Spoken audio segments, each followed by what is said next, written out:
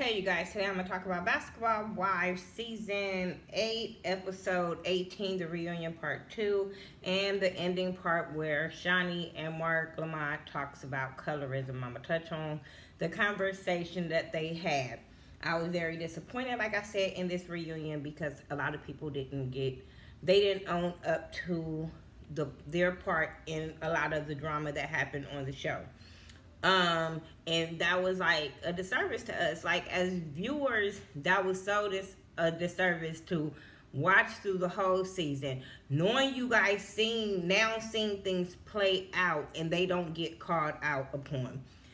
Case in point, like Christian didn't get called out, Phoebe didn't get called out, and Malaysia didn't get called out on a lot of things. And I'm like, were we at the same, was we watching the same thing y'all was watching? I know y'all were there, but y'all also saw the playback now. So I don't understand how they still was having the same attitudes as these mean girls now that you guys have seen certain things play out.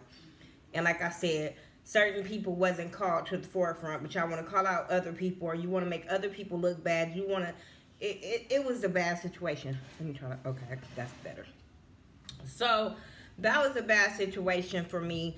OG and Kwame, they were talking about OG was talking about the whole colorism thing and how she feels. And that's another thing that bothered me on this show. They didn't acknowledge how she felt. And if you all about your sisters and you all about women, nobody took accountability or even acknowledged OG's feelings. Regardless if you didn't agree with her feelings, nobody said, well, I'm sorry you felt that way, or I'm sorry you took it that way, or you know what I'm saying, or anything. No, especially Shaunie. Shaunie being a producer, don't wait till the show is over. Don't wait till the reunion is over. Don't wait till you off the couch with your little mean homegirls, and then you in a private conversation with Marc, and now you saying you feel bad, or you need to talk to her one-on-one, and you wish she didn't feel like that. Those were conversations to have while she was sitting on that couch with her man and y'all was sitting on them couches in front of them girls. That's how you take accountability, Shaunie, as a producer. This is why people say you're biased, because you say you do a lot of things behind the scenes and you didn't acknowledge that girl's feelings. That lady's feelings. I apologize. Kristen and the whole Byron thing got swept under the rug like it wasn't a big deal. Like she wasn't getting called out. Even after the show, the things that Byron was saying on Instagram, why did y'all let that just play off? Why nobody confronted her and say, well, remember when he went live and he said this video? Or, you know, remember when you called Malaysia kids dirty? Or remember when Byron said that you never brought that baby over there and y'all lived down the street and he told you, Malaysia, why you didn't confront all of this? Why is this not being brought up at the reunion? Y'all just skated over that like we was going to be dumb and not notice this type of stuff. This is why we can't respect the show at all, because it's a lot of fake stuff, and y'all think y'all gonna show us what y'all want us to think and see. And like OG say, the world sees it. It's like blatantly what you guys are doing. When they talked about the whole Kristen and Byron thing, Kristen kept trying to blame OG for that. And I'm sitting there like, girl, you messed up your relationship with Byron and never got it back on track way before OG even said anything about that daddy situation. So y'all can knock that off. Y'all relationship was already messed up. He already wasn't seeing it for you, didn't want to be around you. So you can knock that off. And your own actions continued this beef. This didn't have, okay, OG had put something out there, but guess what? That had like got swept under the rug. Nobody cared anymore after like an episode or two. Nobody cared anymore about that. OG was like, I don't have no regrets, and I was like, period. So when she said she didn't have no regrets, I was like, period. And Kristen, you can keep that fake ass apology because not even Byron probably believe that. I want to see him go live tomorrow because you know he always go live right after the show go off. The next day he be on live telling all the business. I think I need to hear his. Did she apologize before and now, or she just now apologized to make herself look good? I just really want to know because I don't trust her. What else happened on here? OG's the target. Everybody knows OG's the target. Even Mark Lamont noticed that OG was the target with these girls because they're mean girls. And they really couldn't even dispute when he said that. Nobody was like, no, she's not the target. Y'all knew. Y'all knew she was the target. Them laughing. Okay, they brought up the whole Tolo situation. And she explained herself. I've been there, so as a woman, I understand. They dumb. They're dumb and they're childish. They're immature. But she brought that up, and I was with her. Like, that wasn't cool for Jackie to be sitting there laughing like she wasn't going to see it. But I'm glad that she didn't feed into, because they was trying to laugh and try to throw Jackie out there thinking it was going to cause a rift between OG and Jackie, and it didn't.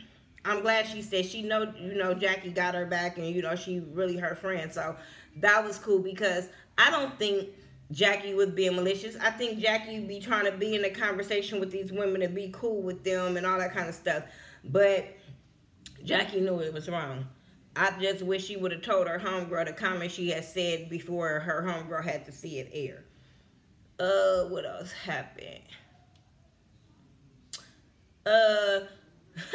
When she brought up the whole thing about her body and her not having to have veneers, not having to have her boobs done, her butt done, and all that kind of stuff, I get it because she was saying how their insecurities, they're trying to project their insecurities onto her, and God made her the way she is, and it is what it is. If they don't like it, oh well. That's what she was saying. Now, there were some things that OG was saying that I was just like, girl. Like, all that arguing with Evelyn, I understand you don't like her, but I thought a lot of that stuff was very petty. I think that she be throwing things out for shock factor, but you be looking at her like, that wasn't it. That wasn't a read. Don't nobody care. That type of stuff. But I did like her. She was like, they be having these expensive ass jokes that they ass can't cash. I said, yeah. And when she explained what she meant, none of them couldn't say nothing. Now, Shani know nothing, but they keep making her seem like she's the aggressor. And like I said, she keep pointing it out. They keep showing it over and over again. And you notice every time that they show Evelyn and Malaysia turning up and ready to fight, they like really be in a chair like, oh shit, like, I really don't want them to play this out, because it does show that they are the aggressors and things be happening. Like Malaysia, she irked I was so happy when she walked off. I was so happy, but at the same time I was like, no, come back. Your storyline ain't finished, boo-boo. Come back, and you need to talk about some things. I seen your family in the audience. So there was a lot of things that need to be talked about, and I think that she was trying to avoid them. I'm just saying. So anyway, I do like how OG was like, I don't poke at people. And Evelyn still was poking at her. Evelyn was still making jabs at her. She was like, ain't no grown man want no woman that's talking about somebody all the time. And I'm like, please preach, please. Not no real man. Not no real grown man with 401k, good insurance and stuff like that. None of them want a woman that's out there turning up all the time. They want a woman that's with it, like, you know what I'm saying? If anything go down, you got his back. But they don't want you out there just popping off, doing what Evelyn doing. Popping on her little nasty, grown, hairy, gray-haired ass. Oh, she irks me. She irks me because she's so old. Ain't got shit to do with nobody's color, complexion, they race. I don't like mean girls, period.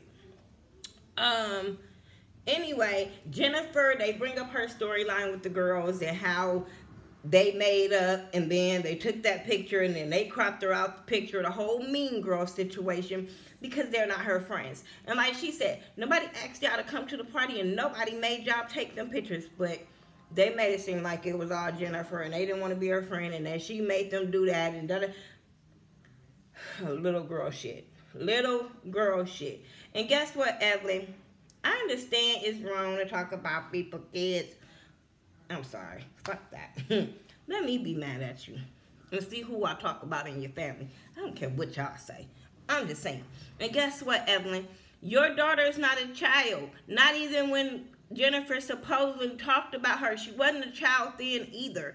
Like, stop making it seem like this girl is 6. Stop making it seem like Shanice is 6 years old. Stop it.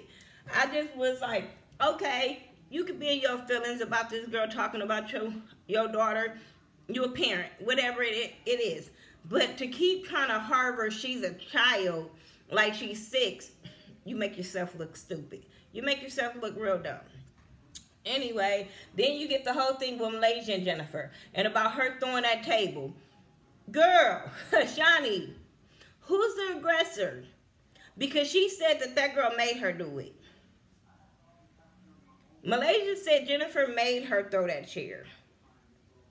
Girl, if you don't take responsibility for your actions as a grown-ass woman, as a mama, as an example to your kids, and you don't take responsibilities, Jennifer didn't tell you, hey, pick up that table and throw it at me. Girl, you don't. Because she said you was lying? I don't understand. Like, I don't understand you blaming the next person. Now, I understand she was mad at that time. I was on Malaysia's side when she threw the goddamn table at Jennifer. I ain't gonna lie, I was on her side last season when she did that. But at the same time, just take responsibility for your actions, Malaysia. Then she can't take it. She can't take the heat, so she leaves. I'm like, what? So we'll have to just walk off, huh? Oh, Shani, you're not going to go back there and make sure your homegirl okay and see if you can bring her back? No. You know why? Because y'all stirred up this fake storyline between Malaysia and Jackie, making Jackie look bad, and you allowed that girl not to sit there and talk about that whole storyline. That was a big storyline for y'all not to go talk her back into coming back on stage like y'all was trying to press OG to come back. Why y'all didn't press Malaysia to come back? Because Malaysia had a lot of things to answer for. The whole Anthony situation, the whole calling Christian out because she knew Anthony, calling Christian out for saying them kids was dirty. I'm just saying, calling Christian out for lying and was talking and all that stuff about Byron. I just wanted Malaysia to talk about some things. I wanted Malaysia to talk about how she wasn't a real friend of Jackie, how she threw her under the bus for no damn reason. Anyway, that really irked my nerves. And then they were talking about who did Jackie put it in the blogs. Evelyn confused, but Shani was like, no, because she would have never said that she got beat up. So no, I didn't care. It could be something Jackie would do, but I didn't care. This whole Phoebe situation, guess what I wrote on my notes? I didn't care.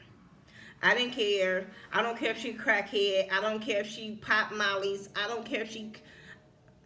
I care if she come back next season because I really don't want her to. But then I'm not invested in watching next season, so I don't know. But her trying to come at Jackie girl was pointless. But I told y'all before, I said, oh, so what next season gonna be? Her and Jackie trying to get their friendship back on track, talking about it was a miscommunication. That's what I see playing out at this reunion. And I was like, Jackie, don't play into that. Jackie, you're gonna be the target next season.